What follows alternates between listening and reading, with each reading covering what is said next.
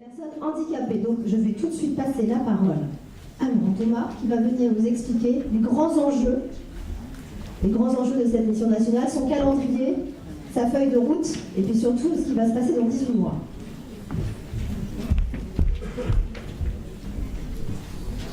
Merci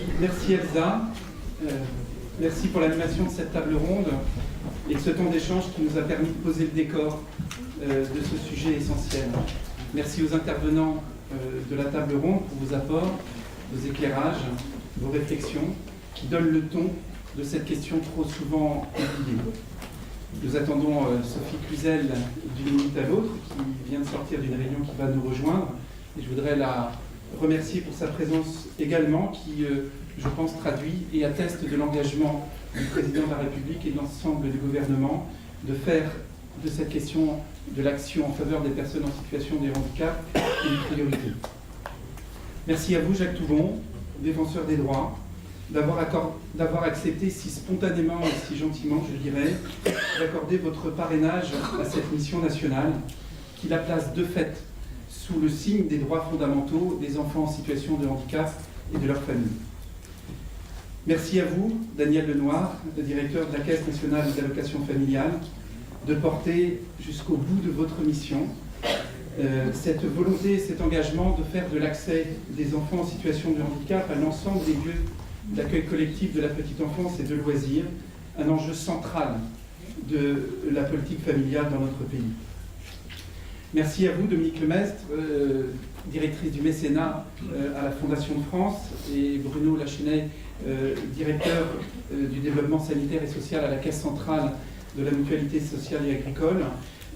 d'avoir accepté aussi très spontanément de vous associer et de soutenir la démarche engagée. Enfin, merci à chacune et chacun d'entre vous de vous être rendu présent, que vous soyez parents, responsables de lieux engagés, dirigeants d'associations ou de fédérations, élus. Par votre présence nombreuse, et nous avons dû malheureusement refuser plus d'une trentaine de personnes aujourd'hui, vous manifestez l'importance de cette question que nous allons porter ensemble au cours des mois qui viennent. Je mesure, et je pense qu'on le mesure ensemble après tous les échanges qui ont eu lieu, la chance et la responsabilité que sont les nôtres de conduire cette mission nationale accueil de loisirs et handicap. Une chance tout d'abord, parce que c'est quand même rare et précieux de disposer de moyens pour faire entendre des besoins, exprimer des attentes, pointer en toute liberté des insuffisances, formuler des propositions sans être contraint de faire pression ou de se situer dans un rapport de force. Alors pour cela, malgré ce qu'on en a entendu tout à l'heure, soyez-en infiniment remerciés. Une responsabilité immense également, et on l'a entendu tout à l'heure, car ce qui se joue au fond derrière cette question, c'est la réalité quotidienne d'hommes et de femmes qui ont chaque jour à accueillir,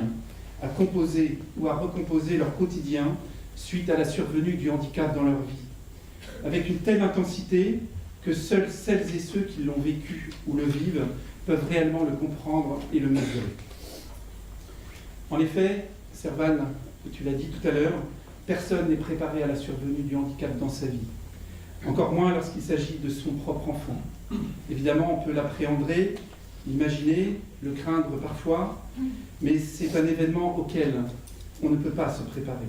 Et savoir son enfant brisé dans ses possibilités de développement, d'autonomie, de compréhension, de communication, limité parfois dans son espérance de vie, c'est un bouleversement d'une telle intensité que l'invitation qui peut vous être faite de prendre le chemin de l'acceptation et du deuil de l'enfant idéal résonne comme une injonction absurde, tant il est impossible d'accepter l'inacceptable. En revanche, on peut apprendre à vivre avec, et c'est ce que nous prouvent et nous démontrent tant de familles. Construire sa vie autrement, accéder à un bonheur différent que celui auquel on s'attendait, sans doute blessé à tout jamais, brisé de manière indélébile, mais debout, pour faire face, avancer, retrouver un équilibre et réapprendre à vivre autrement. Et c'est à ce moment-là que survient pour les parents une autre difficulté, à laquelle ils n'étaient pas non plus préparés, celle des combats, des démarches qu'ils vont devoir accomplir au prix d'une énergie souvent démesurée pour tenter de donner à leur enfant le meilleur auquel il a droit aussi.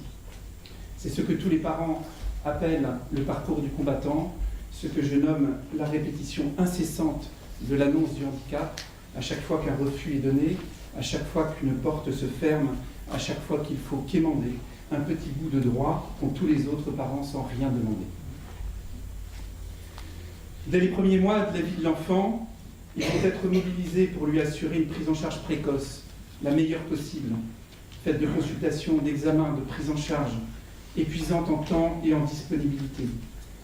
Ils vont devoir aussi se mobiliser pour lui apporter les meilleures conditions logistiques possibles, se traduisant par l'aménagement du logement, un déménagement, l'aménagement du véhicule, l'achat de matériel adapté. Très vite, ils vont être mobilisés à lui procurer les apprentissages qui lui donneront le plus de chances de gagner en autonomie et pour circonscrire le plus possible les différentes formes de dépendance qui vont jalonner toute sa vie. Et puis, naturellement, au-delà de ces prises en charge, ils vont souhaiter une chose essentielle, que leur enfant, aussi handicapé soit-il, dirais-je, ait accès lui aussi à une vie relationnelle, la plus riche et la plus authentique possible. Ils vont aussi avoir un autre désir dont on parle peu malheureusement, qui est de préserver leur propre vie de parents, leur couple, leur travail, mais aussi les frères et sœurs à qui ils doivent apporter cette disponibilité qui reste malheureusement parfois si faible. Et c'est là justement que se situe la problématique que nous portons au cœur de cette mission. Tout naturellement, et Martin l'a dit, le recours à des solutions d'accueil en complément de l'école ou de l'établissement deviennent nécessaires pour souffler, maintenir son emploi, trouver du temps pour le reste de la fratrie, favoriser la rencontre de leur enfant en situation de handicap avec d'autres enfants de son âge. Mais malheureusement, les chiffres parlent d'eux-mêmes. L'étude menée en 2009 par la plateforme Grandir Ensemble et plus récemment par l'Agence régionale de santé du Limousin conforte cette idée et démontre qu'il existe en réalité 3 catégories de parents face à cette question et à peu près égales en nombre. Il y a tout d'abord les parents qui n'ont jamais osé solliciter un accueil au sein d'un lieu d'accueil collectif de la petite enfance ou de loisirs, parce qu'ils ne savent pas que c'est possible, par peur d'un refus, par crainte aussi que tous les besoins de leur enfant ne soient pas pris en compte, par peur de déranger aussi parfois. Celles des parents qui ont osé demander, mais qui se sont vus opposer un refus, en sachant qu'il y a de multiples manières d'opposer un refus. Tarder à répondre, hésiter, partager ses inquiétudes, ses appréhensions, proposer des formules d'accueil trop partielles, bref, autant d'attitudes qui découragent, mettent le doute et conduisent les parents à retirer leur demande. Et puis, il y a les parents qui bénéficient d'une solution. Et là se distinguent 2 sous-catégories, celle des parents vraiment satisfaits et très reconnaissants, je dirais comme un cadeau presque, de l'accueil qui est proposé à leur enfant, et puis les parents qui se contentent, je dirais, d'une solution incomplète, accueil à temps partiel, sur certains créneaux moins remplis, nécessitant parfois la présence du parent lui-même pour accueillir l'enfant dans le temps de loisir, ou devant rester entièrement disponible en cas de souci. Alors cette carence de l'offre d'accueil en structure d'accueil, que ce soit la petite enfance ou d'accueil de loisirs, va entraîner, vous l'avez entendu, et je ne vais pas m'y attarder, de nombreuses conséquences négatives pour les familles, venant surrajouter à ce qu'ils ont déjà apporté. L'impossibilité de continuer à occuper un emploi, le sentiment accru d'isolement social, le manque de disponibilité au reste de la fratrie, le manque de temps pour soi, pour son couple, la fatigue et l'épuisement psychologique.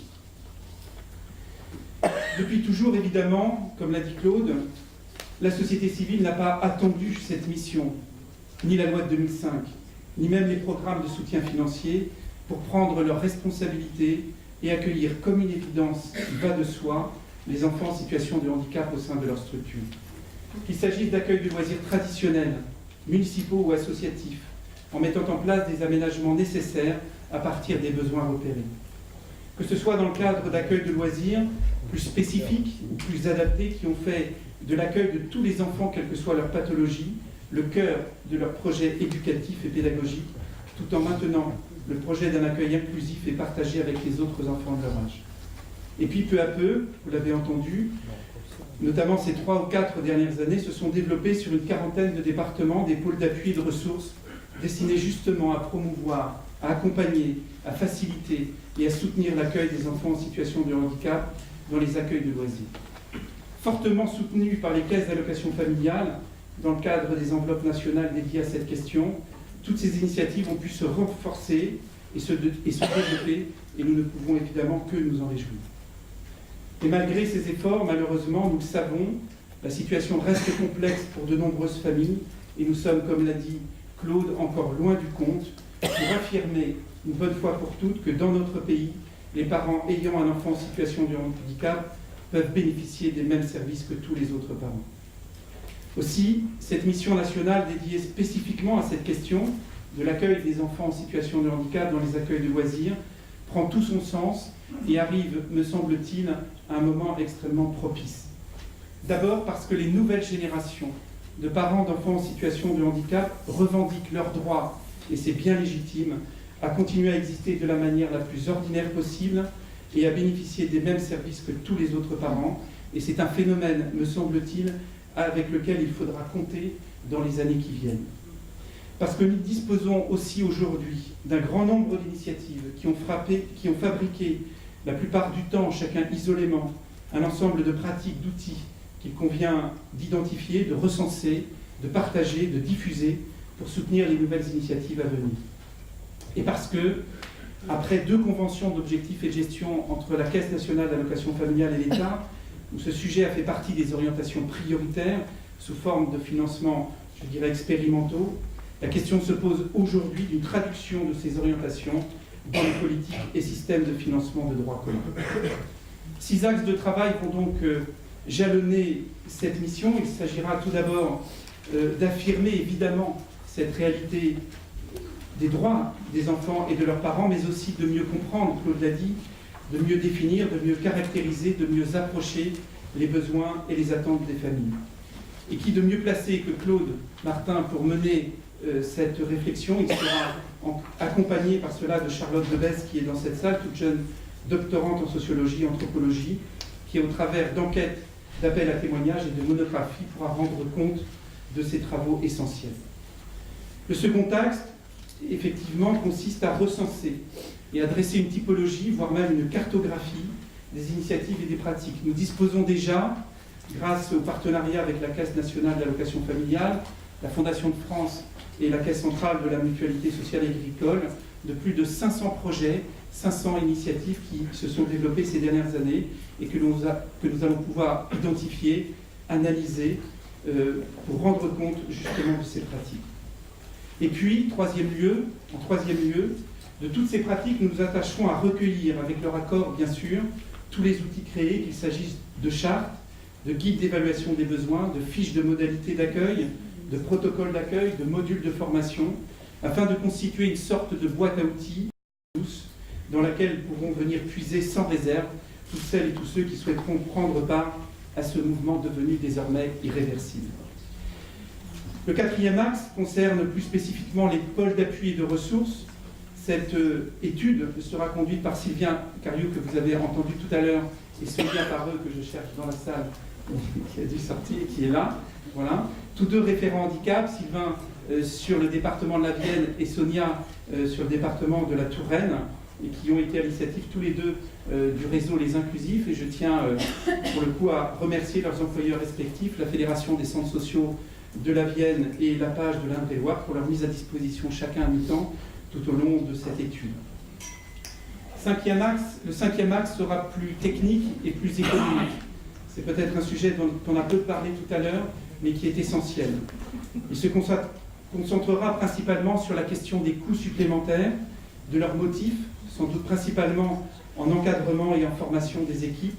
et surtout de leur mode de financement. C'est un volet central de l'étude, car il nous semble que tant que nous ne disposerons pas d'un système fluide et universel de financement des coûts complémentaires, nous ne pourrons jamais porter l'ambition d'une politique nationale offensive sur ce sujet. Enfin, l'objectif de cette mission est aussi d'amener l'ensemble des acteurs à réfléchir ensemble. On a senti le besoin de pouvoir parler, on a 18 mois devant nous pour le faire, qu'il s'agisse des parents, des associations représentatives, des établissements et services, des collectivités territoriales, des tutelles administratives, des organismes sociaux, à la fois sur le plan local et national, afin d'être en capacité tout au long de cette étude et à sa conclusion d'être une véritable force de proposition concrète et réalisable. Comme l'a dit Claude, c'est un chantier colossal.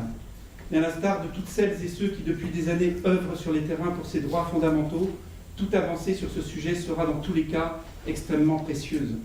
Mais nous ne voulons pas nous limiter aux avancées, elles ont déjà eu lieu. La question qui se pose aujourd'hui à nous est de savoir si nous voulons en rester à de simples avancées ou si nous sommes déterminés à lever une bonne fois pour toutes et définitivement les freins et les obstacles à l'effectivité de ces droits. Cela supposera un discours de vérité et sans concession, un discours de vérité et d'exigence. Ce sera d'autant plus facile pour nous qu'il s'agit d'une mission temporaire et dans laquelle nous n'avons aucun intérêt à défendre, sinon la cause pour laquelle elle se mobilise. Cette mission débute sans idée préconçue, sans dogme, sans idée arrêtée sur les propositions qui pourront être formulées. Elle veut ouvrir la porte de la réflexion à tous les acteurs, l'Association des maires de France en premier lieu, quels qu'ils soient, pour partager ces réflexions. L'accès des enfants en situation de handicap aux accueils de loisirs est un droit incontestable, sans ignorer la complexité parfois de sa mise en œuvre et des adaptations nécessaires. Néanmoins, ce droit s'impose à tous comme une obligation nationale. Et l'ensemble des acteurs sont concernés et co-responsables de l'effectivité de ce droit, qu'il s'agisse des collectivités, des associations gestionnaires, des tutelles administratives, des organismes financeurs. Aujourd'hui, plus personne ne peut raisonnablement s'en affranchir. C'est un droit, une obligation, mais ce que souhaite cette mission, c'est aussi démontrer que ces accueils sont possibles. Tout simplement parce que les accueils de loisirs sont le lieu par excellence de l'inclusion. N'ayant aucun objectif de performance ni de résultat, n'exigeant de ses participants aucun prérequis en termes de compétences, les accueils de loisirs sont avant tout un lieu de partage, d'échange, de jeu, où chacun peut avoir sa place, même lorsqu'il s'agit d'une situation de handicap complexe. C'est aussi une nécessité, on l'aura compris, pour l'emploi des femmes, pour l'exercice de la parentalité de familles confrontées à la survenue du handicap dans leur vie, pour une meilleure conciliation des temps familiaux et professionnels, pour les frères et sœurs également, pour qu'ils n'aient plus à souffrir de l'indisponibilité de leurs parents, pour la question du droit des femmes, de l'égalité entre hommes et femmes face à l'emploi, et j'ai envie de dire face à l'actualité, pour la lutte contre la violence faite aux femmes, car c'est une forme de violence faite aux femmes que de les confiner à devoir être les seules parfois à gérer ces situations. Mais c'est aussi et surtout une chance pour les autres enfants, vous l'avez dit, de côtoyer dès le plus jeune âge le handicap afin de préparer les futures générations à une meilleure acceptation du handicap. Une chance aussi pour la scolarisation des enfants en situation de handicap, puisque nous savons tous que l'accueil en centre de loisirs prépare la scolarisation des enfants en situation de handicap, la soutient, l'accompagne et très souvent lui permet de durer. Une chance enfin pour l'ensemble de notre société, car au fond, si depuis la première loi de 1975 en faveur des droits des personnes en situation de handicap, notre société et l'ensemble de ses composantes s'étaient habitués à accueillir naturellement les enfants en situation de handicap dans tous ces lieux qui jalonnent ordinairement la vie de tout enfant, nous aurions sans doute aujourd'hui un taux de scolarisation des enfants en situation de handicap et d'emploi des personnes plus important qu'il n'est aujourd'hui, puisque nous aurions tout simplement acquis cette idée que le handicap, même sous ses formes les plus complexes, n'est jamais une contre-indication à la relation à l'autre. Avec l'équipe de la Mission nationale accueil de loisirs et handicap, je vous donne donc rendez-vous dans 15 mois, pour certains d'entre vous plus rapidement, pour vous présenter les conclusions de nos études et de nos travaux, en espérant de tout cœur qu'ils contribuent à construire une société plus inclusive.